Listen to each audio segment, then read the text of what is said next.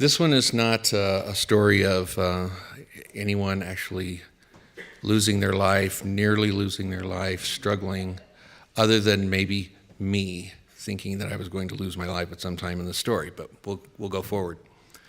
It's 1972, it's a cold February day, and I'm a sophomore at the University of Northern Colorado in Greeley.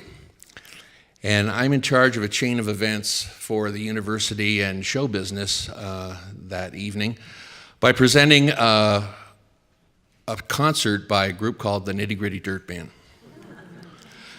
I had a job at the university to book national bands and also booked lectures and movies, and I was just kind of the guy that did that sort of thing.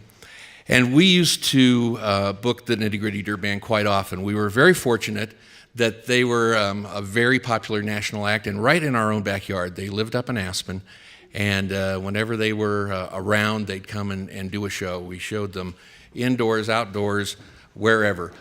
The show this night was in Gunter Hall, which is the old field house at UNC. It held a little over 2,000 people. So we were there with my crew, and we were waiting for the band and their equipment and their opening act to show up. And it was cold, but eventually they did. And their opening act was a young comedian, and his name was Stephen Glenn Steve Martin. And Steve was the opening act for all of the times that they appeared at UNC.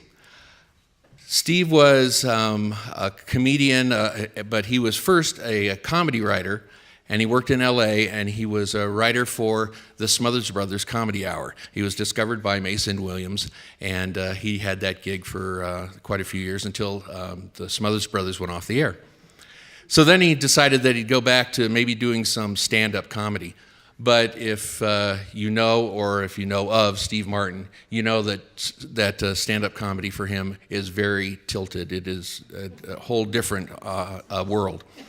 So he went out and he started doing this. He was having a kind of a hard time. He was popular on colleges' campuses, but the mainstream, no. He just hadn't hit the mainstream yet. So we would pay Steve $100 and all the fruit he could take home for each of these gigs. Part of his act was juggling fruit. So I would always have one of our crew go out to King Soopers and buy double the fruit that he asked for so that we could send it home with him, because making $100 for a gig, he was starving. So he would take all this fruit home, and he was very appreciative, and it was just a great thing. Especially oranges. He was great with oranges, and he loved oranges. So we'd send lots of oranges home with him. The Nitty Gritty Dirt Band was, as I said before, very popular right then. They were riding the wave of success of their album, Uncle Charlie and His Dog Teddy, that spurred the release of one song off that album called Mr. Bojangles, which was number 9 on the Billboard 100 in 1971. So they had a huge following at UNC. So because of that, the line to get in that night was very, very long, and people were waiting in the cold and waiting to get in. There was one person in particular, we'll call her Debbie. Are there any Debbies out in the audience tonight? Okay, we will call her Debbie then, because we don't want to besmirch your name. Debbie was in line with her boyfriend and her entourage, and she had been drinking and over-medicating. This was in February. I think she started at Christmas break.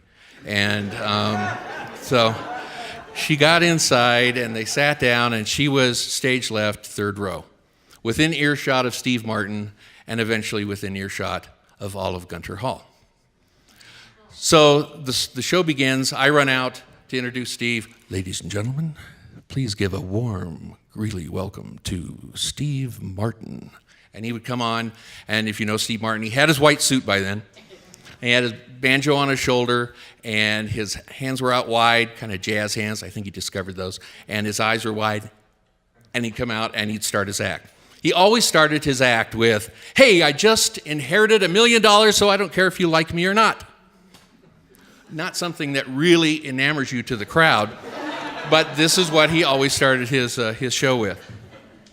So he comes out and starts with, hey, I just inherited $1 million. Goes on for about 10 minutes with his act. Hadn't gotten to the arrow yet, but he was doing his act. When suddenly, from stage left, third row, we hear, you suck! God, you suck! Please get off the stage! Go away, you suck! Suck! Suck! You suck! Suck! I believe she used the word suck quite a bit. And Steve didn't have the kind of act where you could kind of just break, the wall and talk to hecklers and then come back and then do arrows in your head again. It just wasn't working that way. So he gave up, his life for 10 or 15 minutes of this. You suck! God, you suck! And we got the point that she didn't like him very much. I was standing on the side of the stage, and suddenly, like in slow motion, without him saying another word to her or anybody in the crowd, he just turned and started to walk off stage. He got to the stairs, walked down the stairs, off the stage.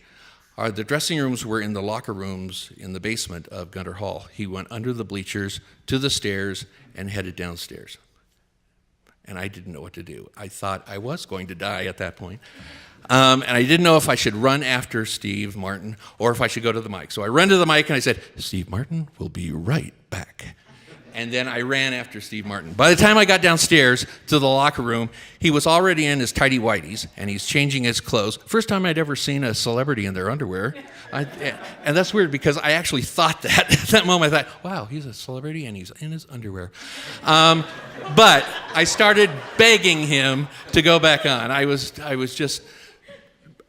begging. I was truly begging, and you have to vision this right now, that this is a wet behind the ears college kid begging a seasoned comedian and a comedy writer from Los Angeles to please go back on.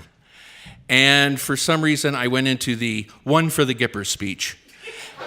And I said, you can't give up. You can't surrender to this woman. You can't surrender to the people out there.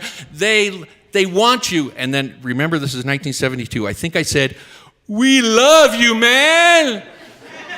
The college loves you. The band loves you. You're probably loved by your parents. Come on, you got to go back on. And I looked at him, and then I looked up at his locker that was stuffed with fruit. And I thought, oh, what's going to happen here? This is going to be the worst thing in the world. The dirt band that had been there had gone upstairs, laughing hysterically. But I kept begging. Eventually, it must have been my big doe eyes glistening with tears, and I'm on my knees in the locker room. This is the first and last time I've ever been on my knees in a locker room. Just wanted to let you know that. And for some reason, he finally looked down and said, okay. So he put his soon-to-be very famous white suit back on, and we went back upstairs. In the meantime, they have escorted Debbie and her entourage out of the Gunter Hall to the cheers of the pro-Martin crowd, and he's ready to come back on. So I get back on. Please welcome again, Steve Martin. And he comes screaming out to the stage on the stage.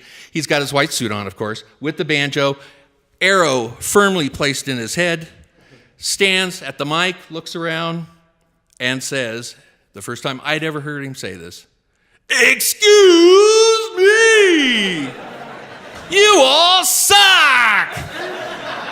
Then he started pointing people out. You suck, you suck, you suck, you suck. Oh God, you really suck. Suck, suck, suck, suck, suck. He brought the house down, and of course, in the vernacular of comedians, he killed that night. So, and then eventually the Dirt Band came on, and it was a great show. Unfortunately, we had never again booked Steve Martin because he did go back to Los Angeles. He did give up comedy in Aspen. But it wasn't to give up totally. It was so that he could get better bookings in L.A. and went on the college circuit and became very, very big. And eventually hit stardom in 1975 with a little show on NBC called Saturday Night Live.